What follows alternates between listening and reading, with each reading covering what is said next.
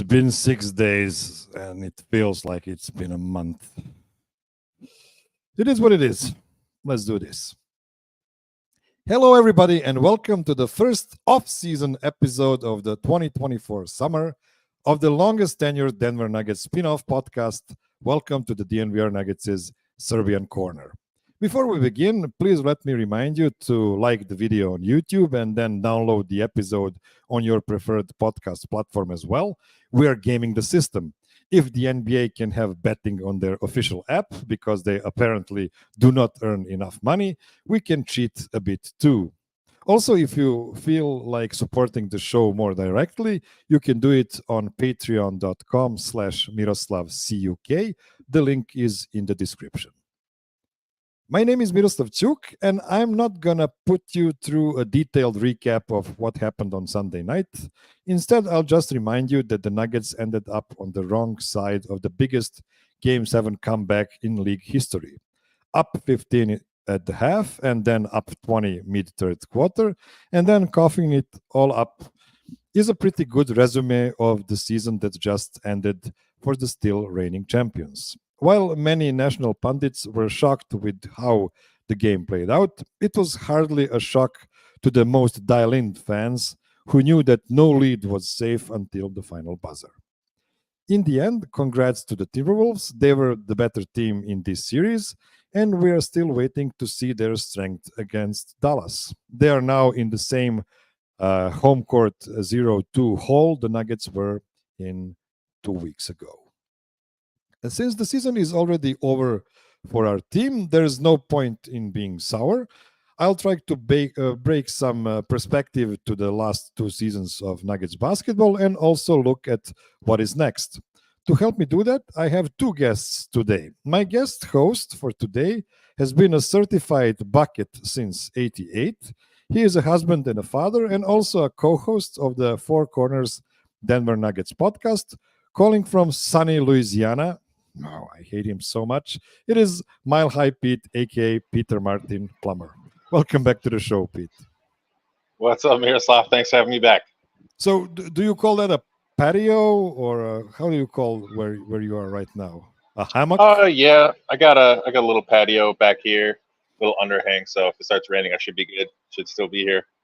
It's so cool. It's so cool. Like, I'm doing my best to keep all the noise out of studio, and you're just enjoying your day outside. It's wonderful.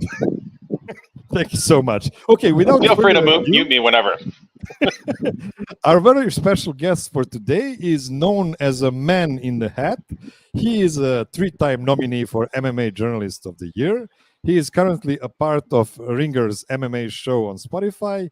He used to be a senior MMA staff writer for The Athletic, for The Ringer, and ESPN, and co-host of a podcast called The Man and the Myth. You can find his work at themyth.com, and all of that is awesome, but that's not the reason why he's here today. He is here today because he's a Denver Nuggets diehard and a Jokic enthusiast. Welcome for the first time on the show to Chuck Mindenhall. What's up, fellas? How we doing? Did I mess up your last name? What did you say? Did you say it's Mindenhall? What did you say? Did you get it? Some people say Mindenhall. No, I thought Mindenhall. Like. No, you got it. I think you can put that emphasis on the Hall, like Hall of Fame. You know. No, I'm saying no, but you got it right. You got it. So Peter is calling from Louisiana, from New Orleans, and you're calling from Connecticut, right? I'm in Connecticut. Yes, sir. I think it's great that 3 diehard Nugget people are. None of us are in Denver. This is the way it should be. Like, I think right before the show you said it's global. This is global. I like it. So what's the shortest flight to Denver out of 3 of us? I'm like 12 hours away. What about you? So I'm probably like 3.5, 4 hours. You know, East Coast to Colorado. It's like 4 hours. Yeah, New Orleans is probably the closest. Yeah. Yeah, 2.5 hours. Yeah, and the windiest, if I may say so. Okay, Chuck. Yes, sir. Can you describe to me your journey with the Nuggets on Sunday night specifically? Oh, man. How did the night go for you? Well, I was all day long. It's I like this.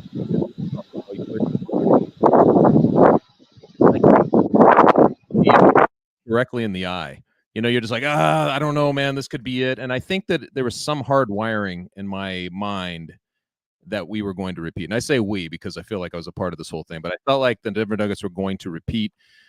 If not, I thought they would at least make the finals, and play Boston or a team like that. And maybe that doesn't go away. But having that as where I was at going into the series, and then seeing them come all the way back, tie it up, go up 3-2, then it gets tied. I really had a hard time thinking about it. It was like one of those things that couldn't get here quick enough, but it was also with great trepidation when that ball went up and they started playing. But I was so relieved when I saw them playing. They were flowing. They get up. The first half looked fine. They held and Edwards to like 4 points or whatever it was. They were doing everything that I thought they needed to do to win the game. And obviously, in the second half, when with the first couple minutes, I think Jamal banged a 3, and it was like a 20-point lead. I was sitting there, and I did the cardinal sin. And you know how this is. If you're a guy like me, you think that you're controlling it somehow, like yourself, like you have the superstitious mind. I'm sitting there. I had not allowed myself really to think like what the matchup would be in the next round. And I started to do this. I started to think about it. And I started saying some things out loud about, the Doncic, if it's Doncic and Jokic in that Western Conference final, it's going to be pretty crazy. I start talking about this. And as I'm talking about it, you could see the momentum swinging. And therefore, I felt like I did it to them. I'm sitting there like I did this to the Denver Nuggets. Of course. And as it started to go, there was just a sinking sense of dread, man, because I think that in a Game 7, Game 7s are almost like you can throw all the evidence out the window. If a team starts rolling, or, everything that all the context, everything you know about your team can just go out the window, because 1 minute, that's why Super Bowls and football sometimes blow up in weird ways that nobody expects, is because it's just one game. Guys just sort of shut down in the size of the moment, and I could see it happening, just like I'm sure you guys could a little bit. And I was just filled with dread. And there was just a point, I think it was right when they got within 3 or whatever it was when the Wolves did, that I was like, we're going to lose this game, man. We're going to lose this game, and it's going to be one of those things we're going to talk about, blowing a 20-point lead. They threw up a graphic on the actual thing that said on the broadcast that said the biggest lead that's ever been blown is 11. And I remember I was like, I hate seeing graphics like this. Don't talk about stuff like this. And then sure enough, they get overtaken. So it was a roller coaster of emotion. And the moment I started feeling comfortable was the moment it went downhill. It was a gut punch. Pete, it's very usual for Game 7s to be decided by some really dumb buckets. And we've seen some of those on Minnesota's side in fourth quarter, especially. Do you feel that played a huge role in this game?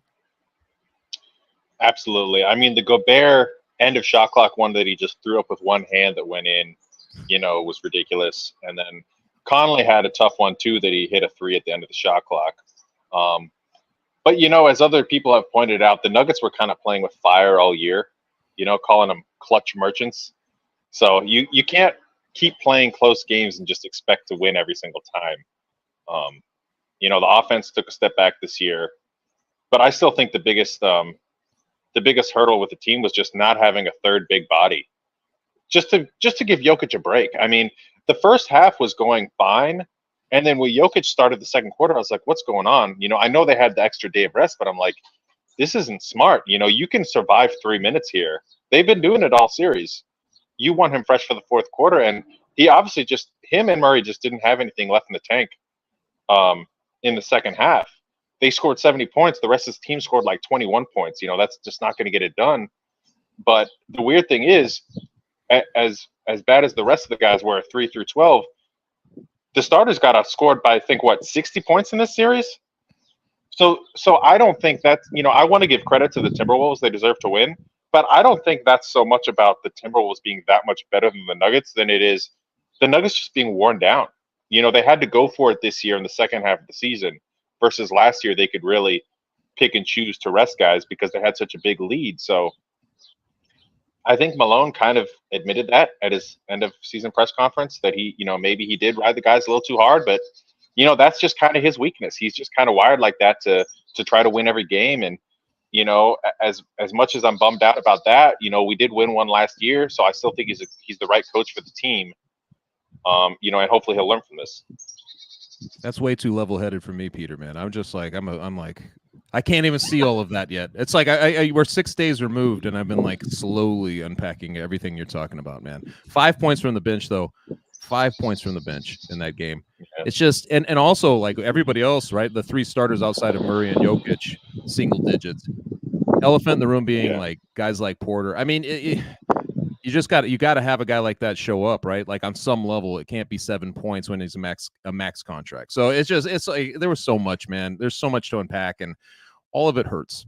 All of it hurts. And can you, Chuck? Can you compare that letdown to some historic letdowns from Nuggets history, or is this like the biggest stage of them all? No, you know what's weird, man? Psychologically, it's different because the greatest thing is also why it doesn't sting the most is they were defending, right? They were the hunted this year. They had already won it. I think in years past, it would just crush you.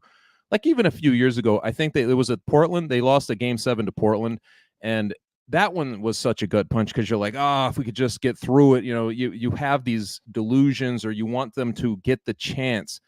And there have been so many times. I think the greatest gut punch to me, like as a Denver Nuggets fan, was it was in Los Angeles. I was at the game. It was game 1, I believe, of the Western Conference Finals with the Lakers, when Anthony Carter did the inbound pass and they blew that game. I was at the next one when they won it, but they could have been up 2-0 in that series. And just every loss in that series felt like death. I mean, it was just every single one of them, man, was just so hard for me to take.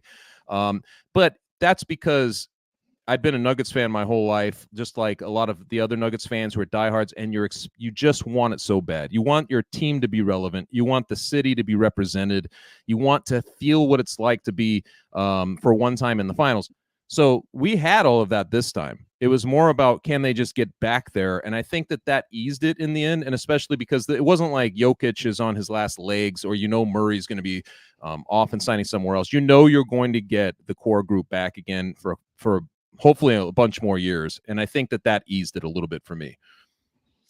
So I was in Denver for a week, 2 weeks before this game 7, and people used to ask me like, how did you deal with the jet lag and 8 hours difference you had to cross 2 times within 8 days? And I said, guys, it's not that. It's the full month of playoffs for me, because I'm watching all the games live and I'm going to my work right after games. And this game was not different. It was 2:30 start for me. And honestly, I haven't watched the fourth quarter at all. Like when they were down 25 after third quarter, I just shut the game off. And I never watched the fourth quarter at all, even 6 days later.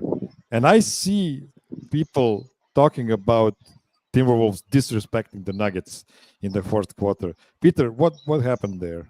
And do you think it was significant? I thought Anthony Edwards was waving to the crowd, which I didn't really have a huge problem with it. But Jaden McDaniels did try to throw down a dunk at the end. And I think Reggie or somebody fouled him instead. But that was weird that he tried to do that. I mean, that was completely unnecessary. So, I think it's one of those things where it doesn't affect the outcome, but maybe that's a little fuel, for the Nuggets offseason. Maybe the Nuggets, they can be petty sometimes, and I definitely think they'll remember that. So, beating them is enough, but when you try to rub it in, the Nuggets, I think they're going to get up for all the Timberwolves games next year, so I'm excited.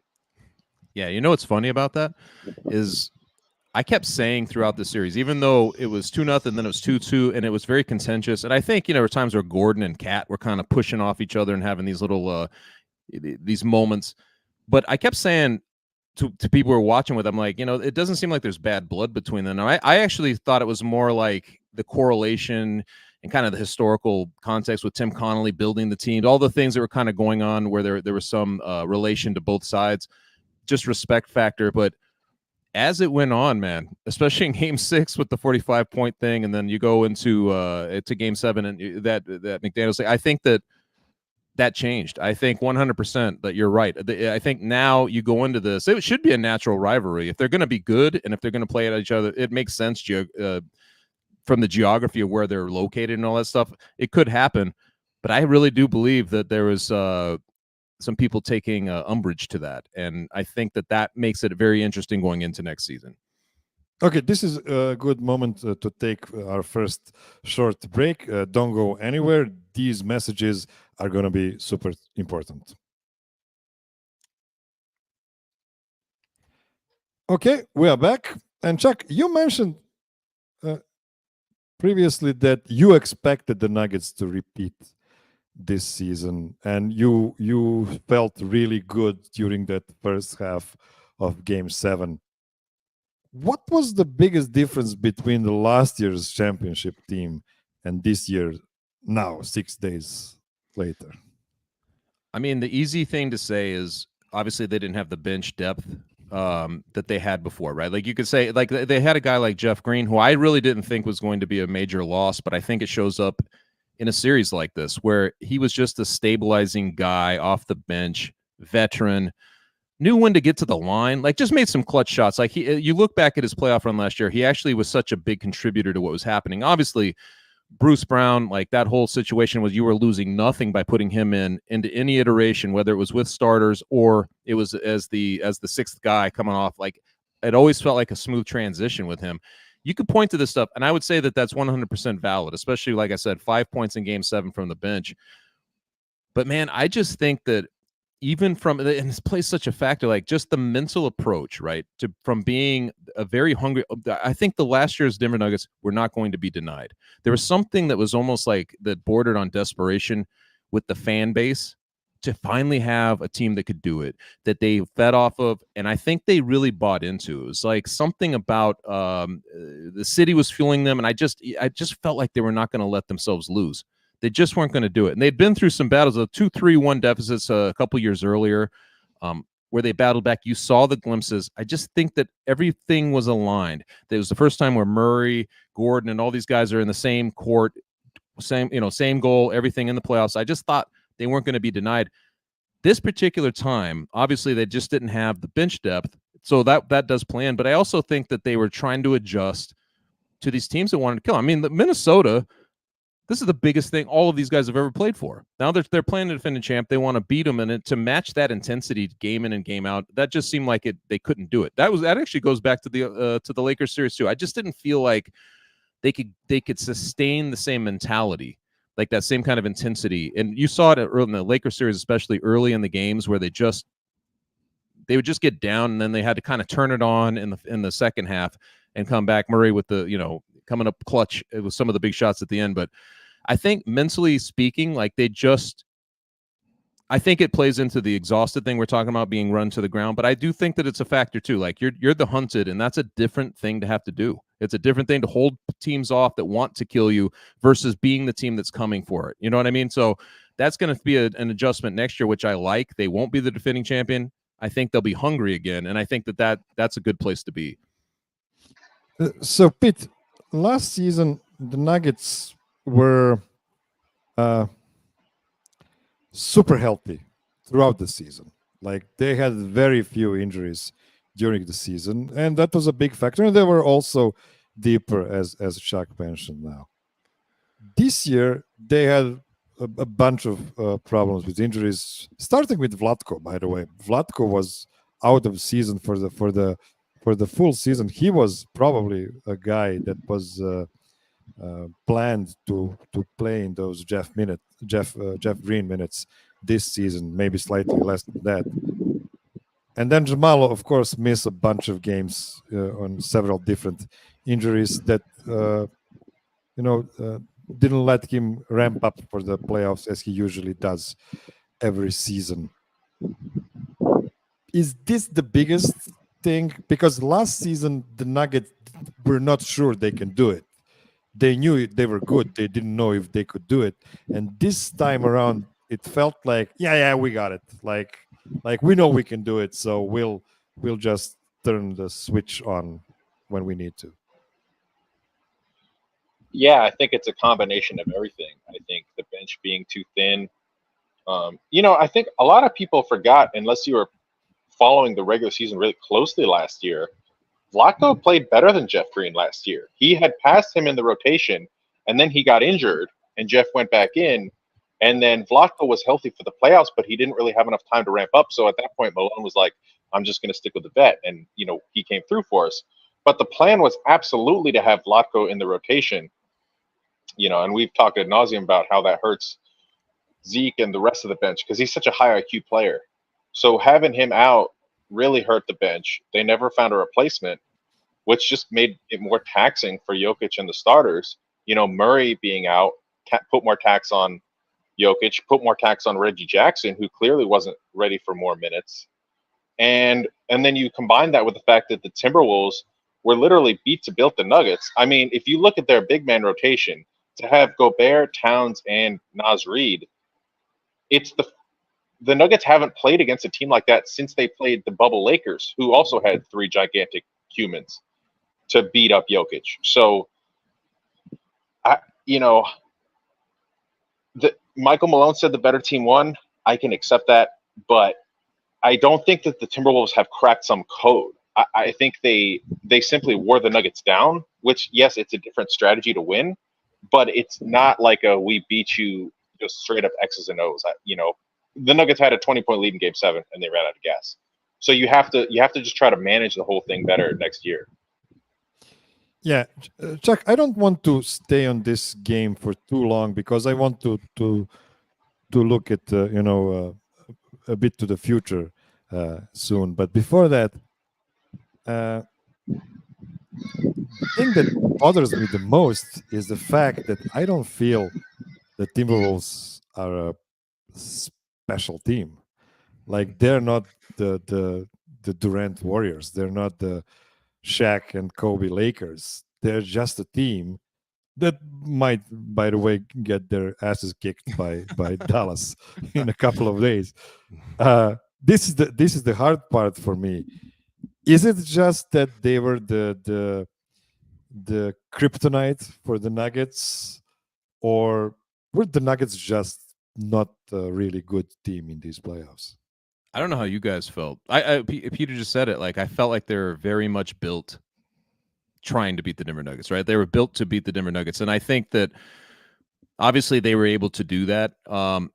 I still think they're a very good team. And honestly, I thought they would go through. I don't know how you guys felt. I thought they would go through the Mavericks. I'm a little surprised that it's 2-0 Dallas. I thought it would be a good series, but I thought that they would just kind of showcase that this wasn't fluky, whatever it is, that they were just meant to match up with Denver. I thought they were better than they're demonstrating right now in the Western Conference Finals. But it's such a big deal to have like a guy like Naz Reid, coming off the bench, and just to have the kind of starters that they have. And then you have Ant Edwards, like when he's on, they become the team that you're kind of referring. Like, they become like a very good team. But it's funny, as the playoffs have gone on, he disappears as often as he shows up. So it's not like he's the guy who's night in, night out, he's scoring 40 and the rest of the team's following suit and all that stuff.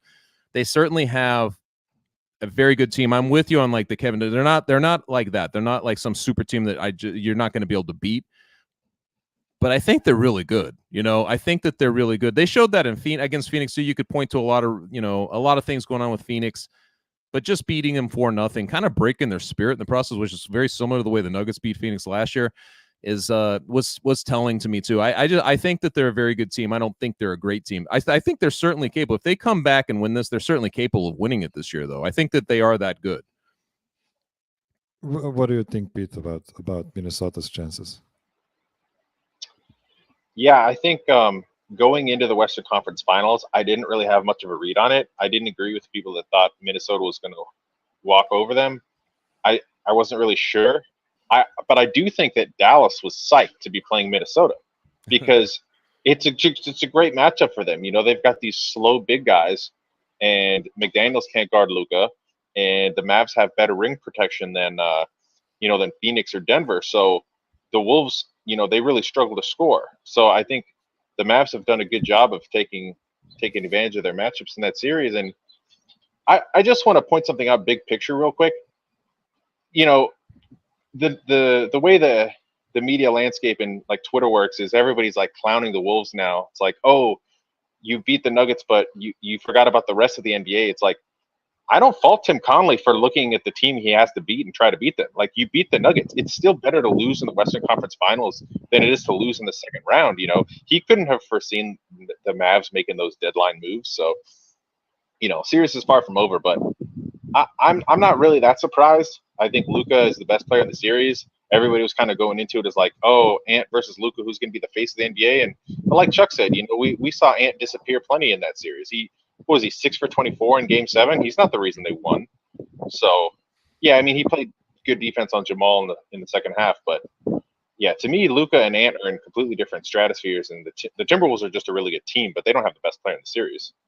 These first two games between Minnesota and Dallas showed that pressure from Anthony Edwards and Jaden McDaniels does not work against guys like Luka or Kyrie, and it actually emphasizes the biggest weakness of Nuggets in these playoffs, and that was the shape in which Jamal Murray had to play in. Like, he could not overcome the high pressure he was facing, and that's the breaking point. Like, if the Nuggets could overcome that, I think they would handle Minnesota pretty easily, but that wasn't the case this time. Was there a bigger reason for you, Chuck, to for the Nuggets to lose this series? A bigger reason, like what you mean? I mean, apart from Jamal not being Jamal, do you think there are other reasons, or can you boil it to that?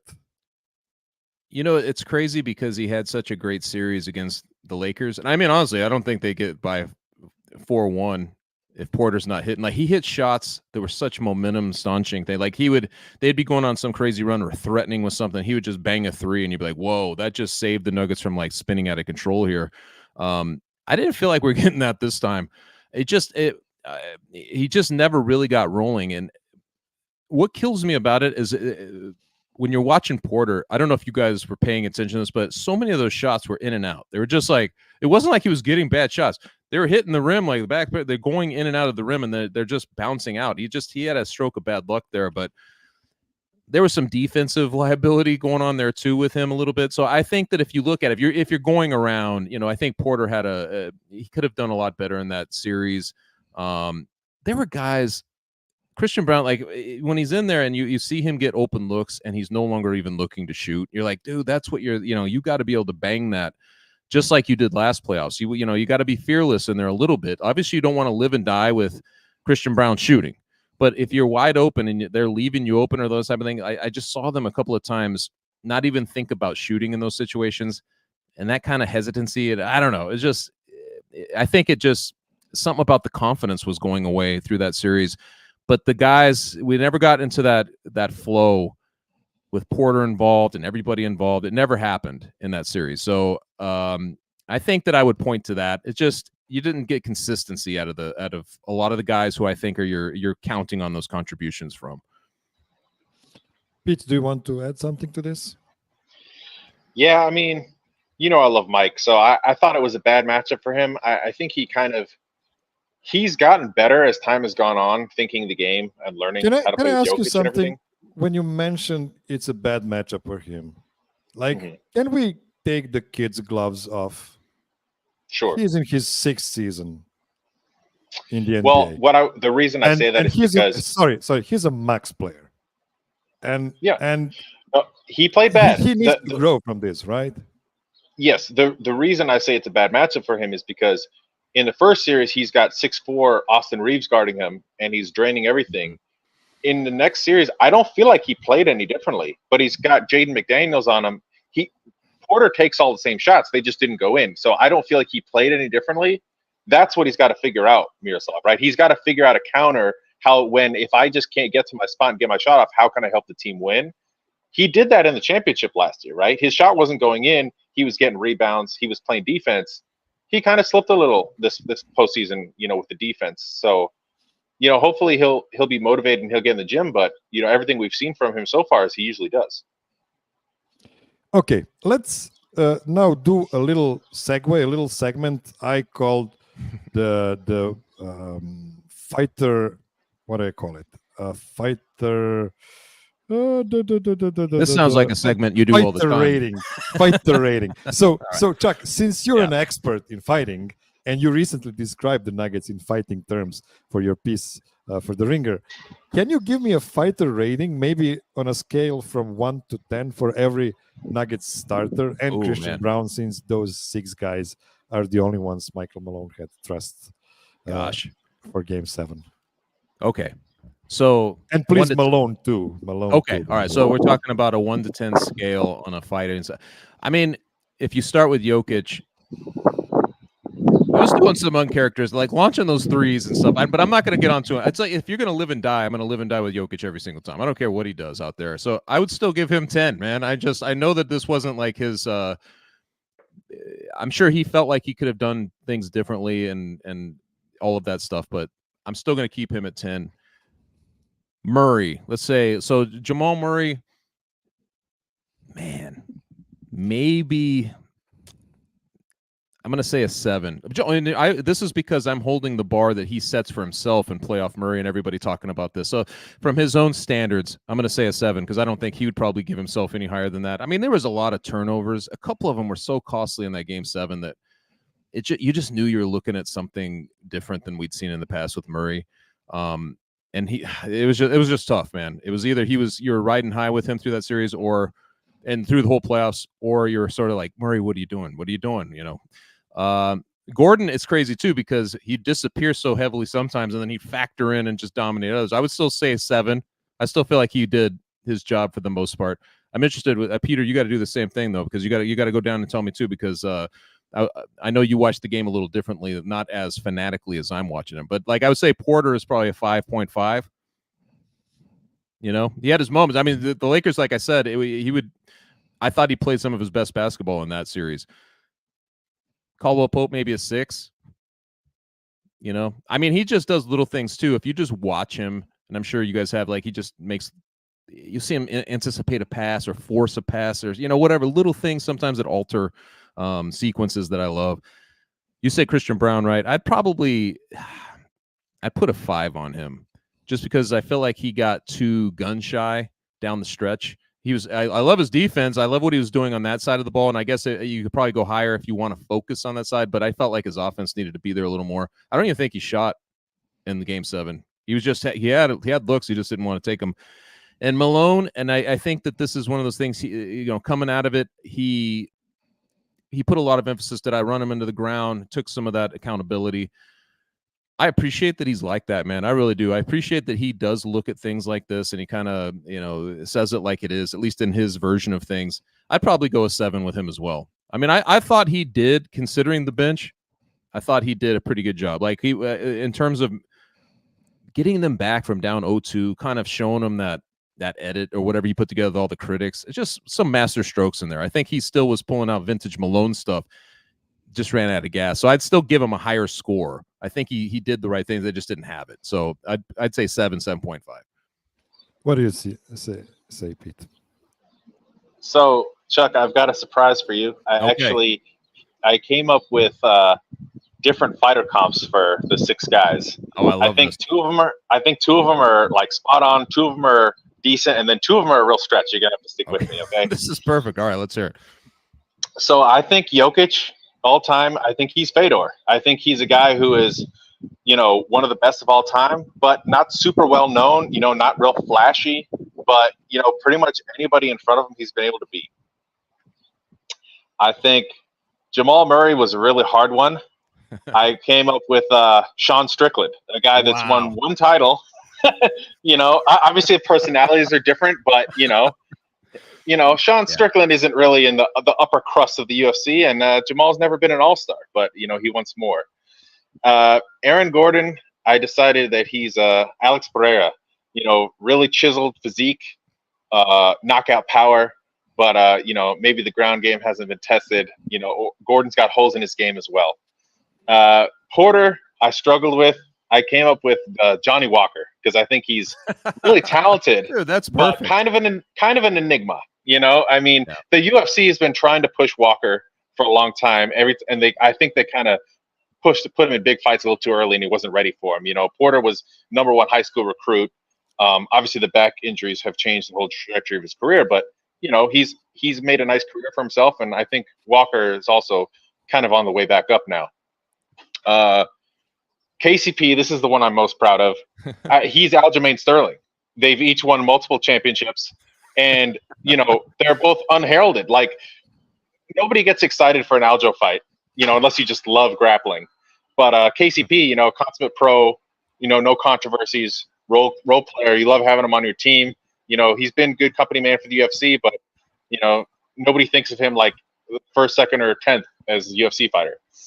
And then Christian Brown, another one I struggled with, but I thought, okay, I have to go somebody who's like lower down the list, but is still, a tough guy, kind of exciting. And I came up with Drew Dober because I think Drew has just had some, really exciting fights. They both look like they could be at the same frat party, but he's got that one fatal flaw. He just can't move his head and just gets punched in the face over and over again. But he's super tough, and Christian Brown, his flaw is he's got small hands, so he just can't finish. So yeah, those are the ones I came up with. That's amazing. I could almost see the Drew Dober one even in the looks, right? Like they kind of have this schoolish charm, the schoolboy charm. I actually don't have a big. I'd say the only one is the Strickland Murray. It's a tough one. And and this is just because I'm going to correlate his best buddy, right? Like he's good buddies with Volkanovski. So I think I would have went with Volkanovski there. I know that you can't really compare the champion. He's won one championship. Volkanovski quietly great. Maybe not as as doesn't get the fanfare of some champions, but obviously a very great player. So that would be maybe the only one. I think you nailed a lot of these though, especially Aljamain and KCP. That's perfect. and the Johnny Walker one, that's spot on. I think that is spot on. That is perfect. Yeah, what I like about these kind of mini segments the most is the fact that I don't explain at all what I expect from you, so we all get three completely different kind of lists, different criteria. Miroslav, out of the fighters he just named, which one's your favorite? Fedor, yeah. Oh, Fedor there you go. Sounds great, yeah. So here's the thing. I have no idea. Here's the thing. So for me, Michael Malone is a 10 on a fighting scale, and I don't think that's probably super healthy for a coach. Like maybe take it down a notch and try to like be more reasonable when playing your 5 guys to the ground. And then I will go with Aaron Gordon as a 10 as well, because he's just a fighter. To me, he is a guy that is really feeling the importance of the game. It's just that he's not the superstar. You cannot expect him to win you every game. Same goes for KCP for me as well. I think KCP is a great fighter. It's just that he's a role player. Same goes for Christian Brown, I think.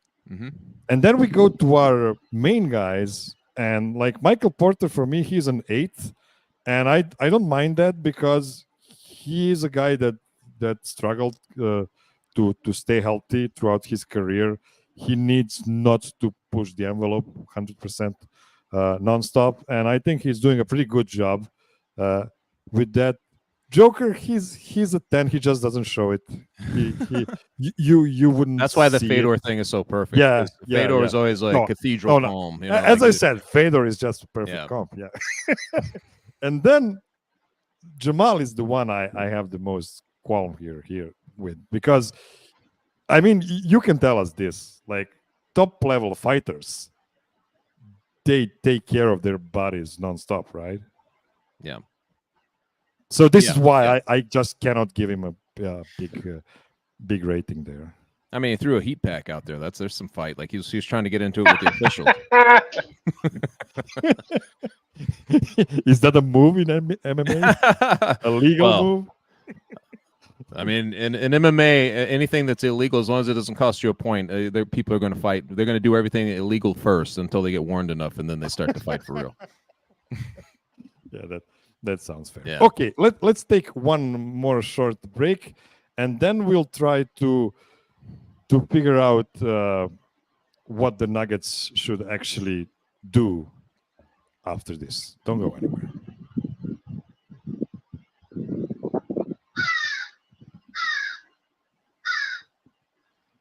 Those were some nice birds right before the break. Okay, so Chuck, Nikola Jokic mentioned on Sunday presser that the Nuggets need to be better next season if they want to compete for the championship. They need to make the roster better, as well the coaching staff, all the levels of the team. What kind of changes do you think the Nuggets should make this summer? At least he didn't pull the Embiid. Wasn't it Embiid who was like, I can't do this by myself? He kind of threw the rest of the guys under the bus.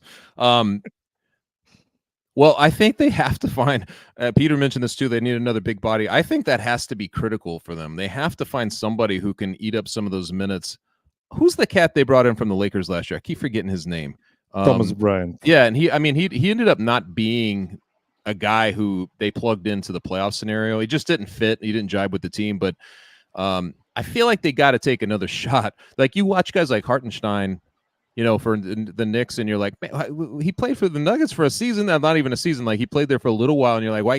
He seemed like he'd be perfect in a role where, he kind of complements Jokic, and obviously he's going to command a lot of money now. That's not going to work. But I do think that they need to find somebody who's going to be able to step in there, whether that's a guy that they get in the draft. I don't even know if that guy exists. Like who could do that immediately, or if it's just some discount guy that they're able to bring out on the team. But they have to find somebody to spell him in a way that it makes sense to the rest of the guys on that bench, and that they can hold their own as that second unit. I feel like that's really important. And obviously, like just in general, like I said, the Jeff Green absence this year, and it's funny because like you're mentioning it could have been Vladko in there, and then like it ends up being Jeff Green, but it ends up being a significant thing in this year because we didn't have him. So they need to either discover a guy, which we thought maybe like Peyton Watson would step up, or somebody like that. They need to discover somebody on their bench who's going to be able to do that and season them, hopefully through summer league, whatever it is, and get them ready. Or they need to get somebody who's going to be that spark. I just the bench was a dreadful thing. Like anytime it got toward the end of the first quarter, and you're like, okay, then here's where they start staggering the guys in and out. You're like, just hold on until they can bring back all their starters at the 7 or 8 minute mark, or whatever it is, down the in the second quarter. I think that they need to do those things, and obviously, and Peter can speak to all this too. Like the KCP thing, I think if they can keep him, I would keep that whole team, the whole starting five together. I think that you're so close. They could have won. They were up 20 points in Game 7 against a team that's in the Western Conference Finals. I don't know how they would have done against Dallas, but I think they'd fare better than Minnesota has so far. I think they would be able to do that. I think they would have fared okay in the finals. So they're really not that far away. I think it's to keep it competitive and make the step in the right direction. They need more depth, and if they're going to replace KCP, it's got to be a guy who plugs into that lineup really well, because that starting five, man. That starting five was the best the Nuggets have ever had. And I think it was the best I've watched, in the last couple of seasons in general. Like in basketball, I think that they're that good. So I would try to keep that nucleus together if I could. So, Pete, Chuck is an MMA guy, so of course he's looking for big bodies. Like that makes sense. I like the lighter guys too, but yeah, but the Nuggets had to trade away Monty Morris and Will Barton to get KCP. And we always knew they are low on ball handlers, and they got away with it last year because they had Bruce Brown there. Is there a must for them to get a reliable ball handler for next season off the bench too? I think it would be helpful for sure, but I have more faith in, Christian and Peyton developing better handle than I do Zeke growing 3 inches and gaining 30 pounds. So, yeah, I mean, they do need both. But I think the big body is more important because you're only going to go as far as your best player. And if Jokic is tired, the Nuggets aren't good enough to win the championship. So you need him to be fresh. We've talked about this before, Miroslav. Last year, Jokic, it's the 1 year out of the last 4 Jokic doesn't win the MVP. And the Nuggets win the title because he's fresh, So I'm not saying he's trying to win MVP or anything, but it's just that he's asked to do so much. I forget who tweeted out the other day, but it's like the Nuggets expect him to lead the team in scoring, lead the team in rebounding, lead the team in assists, and protect the rim. Like what other superstar is asked to do those things? It's unprecedented. So they have to get him some help, not just for the Minnesota matchup, but for the entire regular season. And I'm sure they'll get one more probably vet ball handler off the scrap heap. But if I can only pick one, I'm still going big body over ball handler. It's tough. It's tough, and I like the way Coach Malone and Calvin Booth ended their exit interview or exit press conference, saying that Jamal needs to figure out how to stay healthier, how to stay in shape, because we all know he is in fact a top 10 player in the NBA when he is on top of his game. It's just that we see that, in like 15% of each season, which is not good enough to spare your main guy, in this case, Joker. So I think the Nuggets should bring back all of their starters for next season, and I think most people think that. I really hope they can bring back KCP, because there's not really great ways to improve the roster if they lose that chunk of cash his contract is. If they would lose that completely, then they would have to trade away guys like Zeke and Reggie to try to get one slightly bigger contract, and then they only have the minimum salaries to fill it out. But I have to say here, this should probably be the last chance for Jamal Murray to show the Nuggets they can rely on him as their second best player, because he has missed, not by his own fault, 3 out of last 4 playoffs. I'm not counting these playoffs as his playoffs. This was not prime Jamal Murray this time around. And, it's unfair. It's completely unfair. It happened to Gary Harris. It happened to Will Barton. Guys could not stay healthy, could not stay on court, and, they lose their roles. So I really hope he takes this summer seriously and figures some stuff out, because it's probably his last chance. You don't want to waste 4 out of 5 prime Joker seasons. It's kind of crazy that we're having this conversation. Just hearing this is surreal in a strange way, because he's been such a, especially last year with Murray. But if you were to go back to any era of Denver Nuggets and you said, they make the second round, which was never a gimme, even just making the playoffs. But if you said a guy, who hit 2 game winners in a series, beat the Lakers, had his moments, scored 35 points, by the way, in Game 7. I know this is how we're judging Jamal, though, right? That there's this level that he can hit. If you were to say that he did that, we would be like, no, you need to lock him up for life. We wouldn't be looking at anything like this, because he's set such a high bar for himself, and we've all seen it. If you pay attention to the Denver Nuggets, there is a Jamal that just can't be touched, man. And I wanted that guy so bad to show up in these playoffs, and we got little flashes of it. I didn't feel like it was he ever really got into that. And obviously, there was the injury that he was kind of nursing, and like you said, was he in the best shape? All those things, you could point out to all of it, but it's crazy, though, that our expectations and our level of what we need out of these guys is so much different because of that window you mentioned with Jokic. It changes everything when you win one, and you can be basically San Antonio. You can put together 3 or 4 over the course of a career. You're going to try to do that. So that's the conversation you end up. I'm glad that we're having that conversation now. Pete? Yeah, it sucks, but I see where you're coming from, because it's one thing when a guy has given you all he can and he just falls short, and you're like, okay, this is the end of the road, like when the Blazers broke up CJ and Dame. That team went as far as it could go. But we've seen Jamal reach the mountaintop, and we've seen him dominate the best competition at the highest level. So when he scores 24 in the first half of Game 7, and the Nuggets are rolling, you're thinking everything's good, and then he gets tired in the second half.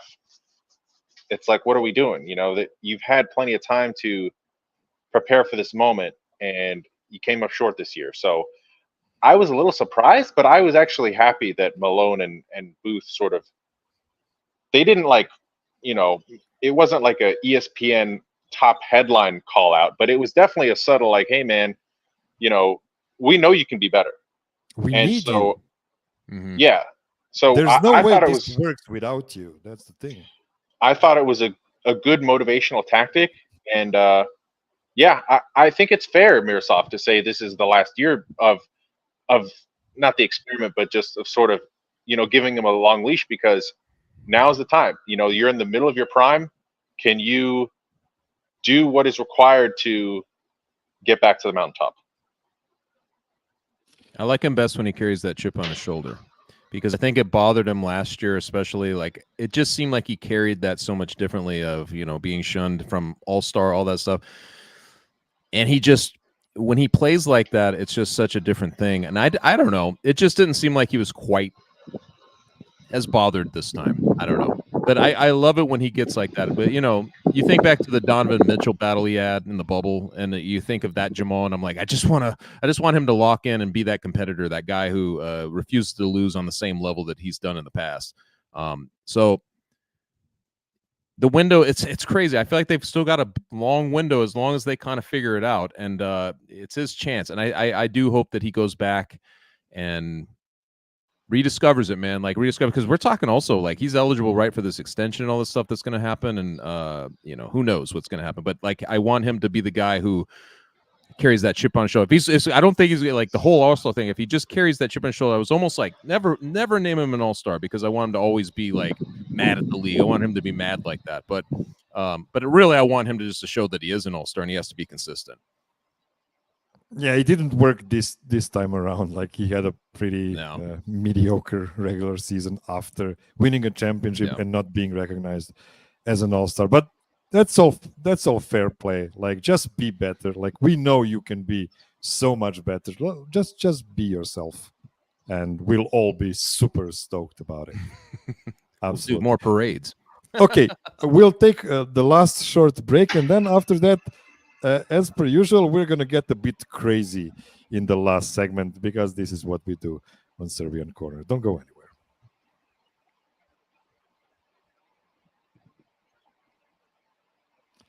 Okay, we're back. So, Chuck, let's just do a couple of like quick hitters. Give me the list of your top 5 favorite fighters among former and current Nuggets. Oh, man. So, fighters. Okay. I would put, I know we're just talking about Murray, but I'd still put him in there, because I've seen him. The playoff Murray's it's not a myth. I mean, it exists. And I think that when you have that kind of that fighter spirit, that's what comes out. Like, you just don't want to lose. You don't want to go home. I would put him in there. I would also put Jokic. I don't think you can keep these guys off, because they have that. I mean, they form that. Being down 3-1, that's twice, right? Like, to Utah and to the Clippers back in the day. That told me that they had that, and we've seen it in multiple, even in this series that just happened where they came back and won 3 games. It gets tricky, man.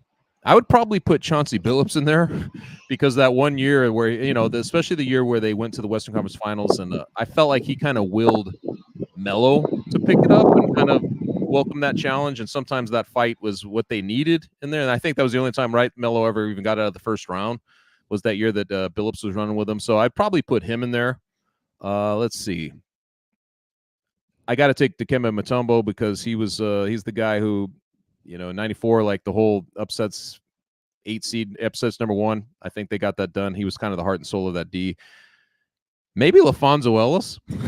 It's kind of a weird one, but it's like many people's favorite player. Yeah, I think that, and for the longest time, he was on some really bad teams. He was on some upstarts, and I think that he always had that, you know. There's that one clip, and I marvel at every time where somebody, I forget which player, you've seen it a million times. Somebody's going up for a dunk, and he just grabs it out off, like, just grabs it and comes down with it like a block, but he just all in one motion just brings it back down. To me, he was kind of the epitome of the fight game, right? Like, he was just in there kind of giving it his all every night. So I love guys like that. So I'd put him on there too. It's tough. I hate to exclude the 80s guys, but they were such a run and gun team under Doug Moe that it's almost like, you know, they were straight offense. Like, so a lot of times you're talking about rugged defense and stuff with a fighter and like some of those types of situations. And as much as I love Alex English, TR Dunn, all those guys, I'm not sure they could outdo the fighter side of the guys we're mentioning here. Pete, do you have some different guys to mention? Yeah, I'd like to submit Kenyon Martin. You know, Yeah. anytime somebody was scoring all over the Nuggets, he was never afraid to give you a nice forearm to the midsection and make you think about going into the paint again. And then, of course, you know, J.R. Smith, who actually got in a fight with Nate Robinson in the Garden. And then, you know, Melo had the infamous punch-in back up that got him suspended for 15 games at the beginning of the AI era. So, Man, I good forgot times. all about that. My God. And Robinson went on to be like he went on to fight like in a boxing ring. So I think he got something Yeah. out of that. He had experience. Yes. I will mention only one guy here, and I will repeat what Chuck mentioned.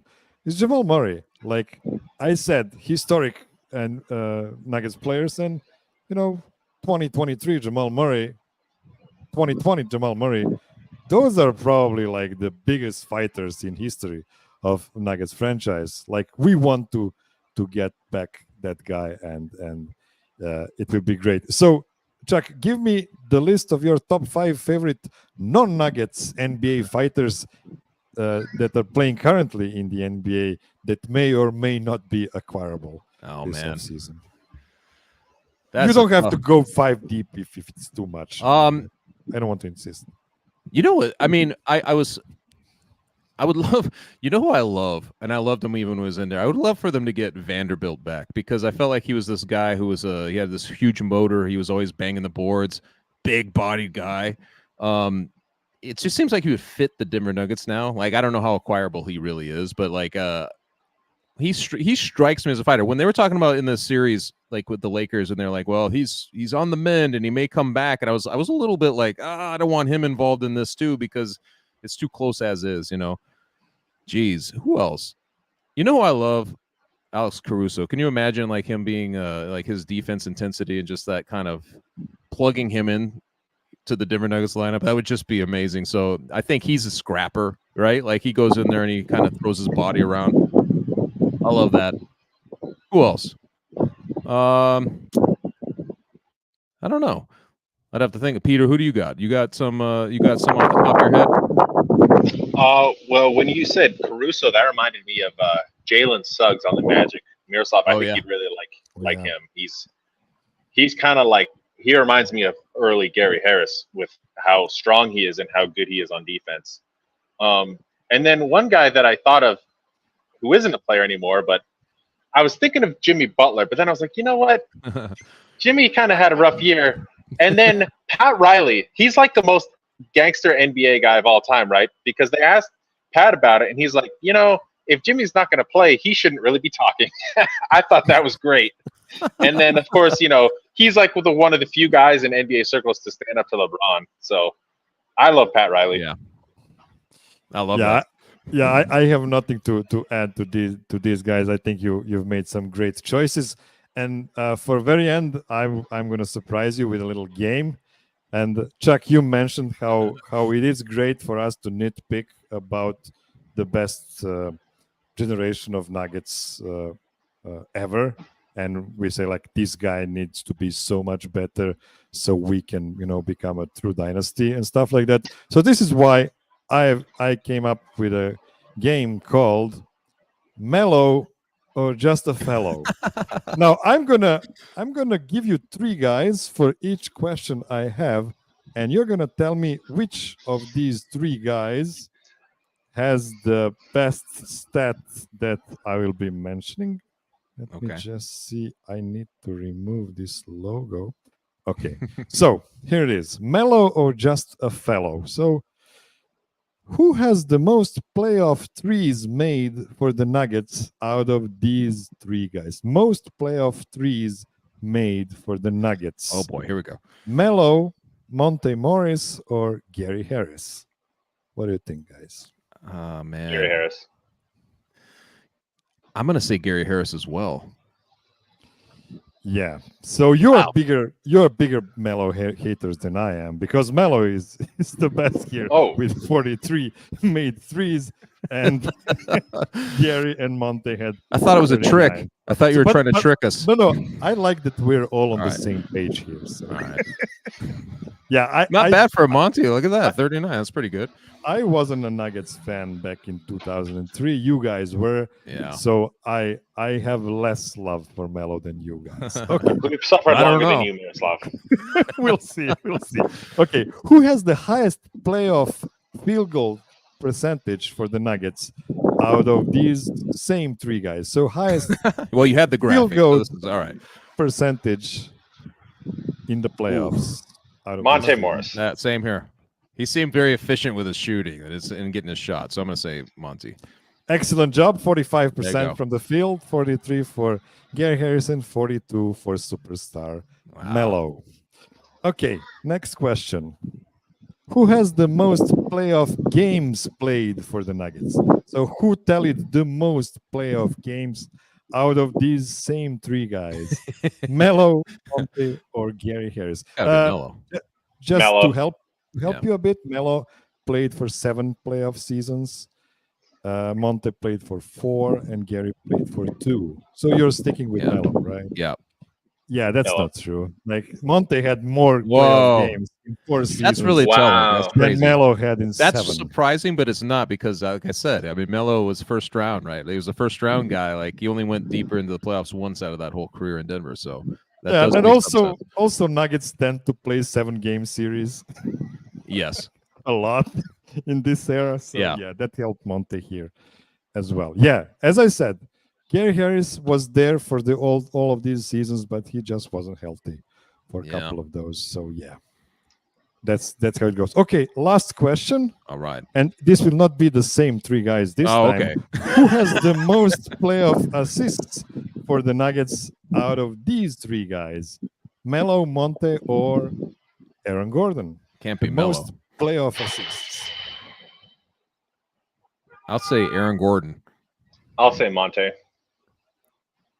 And the right answer is Monte, of course. Wow. Look at Monty So Morris. even- He was a Yeah, playoff Aaron Gordon has monster. more playoff assists than Melo. Crazy. That's Yeah, pretty this- crazy. I'm surprised Melo has 134. Thinking back on it, I mean, I would have put that under. If it was over under 100, I would have went under. Yeah. I was trying to find some fun stats, and yeah, it gives you the perspective. Melo era was fun.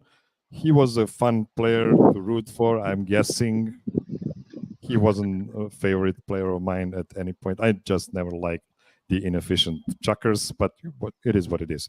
Okay, so any closing thoughts? Do you want to promote something before we get out of here? Well, I mean, if you're into MMA, I do something called the Ringer MMA Show with Ariel Hawani and Pete Carroll. We do it usually every Thursday, but on pay-per-view events, UFC pay-per-view events, we do a Tuesday show and then one directly after the pay-per-view. So it runs in the middle of the night after pay-per-view, and it's available on Sunday after pay-per-views. Okay, and it's on Spotify, right? It's Spotify, correct? Yep. Okay, Pete, when can we expect next episode of Four Corners? Ray's on vacation right now, so when he gets back, we'll do another What? one. He's a But, student. In Cancun.